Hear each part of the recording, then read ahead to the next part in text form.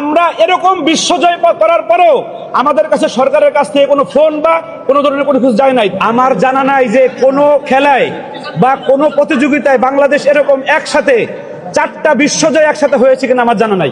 আমি দাবি জানাতে চাই, আমি দেখেছি মিডিয়ার মাধ্যমে যে মাননীয় প্রধানমন্ত্রী মাত্র 1 সপ্তাহ আগে একটা টেস্ট মাত্র জয় করছে অস্ট্রেলিয়ায়। মাননীয় প্রধানমন্ত্রী ভিডিও কলে কথা বলেছেন প্লেয়ারদের সঙ্গে। কিন্তু দুঃখজনক, আমরা এরকম বিশ্বজয় করার পরেও আমাদের কাছে সরকারের কাছ থেকে কোনো ফোন বা কোনো ধরনের কোনো কিছু যায় নাই। মুসলমানদের হৃৎপিণ্ড বাইতুল্লাহ, এই বাইতুল্লাহর মধ্যে 133 দেশ একত্রিত হয়েছিল। 133 দেশের বাছাইকৃত 435 জন প্রতিযোগী এখানে এসেছিল।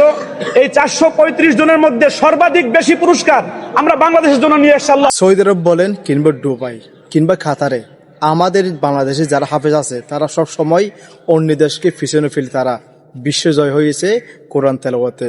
তো আসলে আমাদের দেশে যারা নাচ গান করে তাদেরকে আমরা অ্যাওয়ার্ড দিই কিংবা পুরস্কৃত করি, তাদেরকে সম্মান দিই। আসলে যেটা মেন যে বিষয়টা, আসলে আমাদের দেশটা হচ্ছে কি ইসলাম কান্ট্রি। তবে এই যে কোরআন বিজয়ীদেরকে কোনোদিন দেখলাম না কোনো সরকারের পক্ষ থেকে তাদেরকে একটা সম্বর্ধনা দেওয়া কিংবা তাদেরকে একটা সম্মান দেওয়া রাষ্ট্রীয়ভাবে কোনোদিন দেখলাম না। খুবই দুঃখজনক। এখন আপনাদের মন্তব্য জানিয়ে যাবে কোন বসে।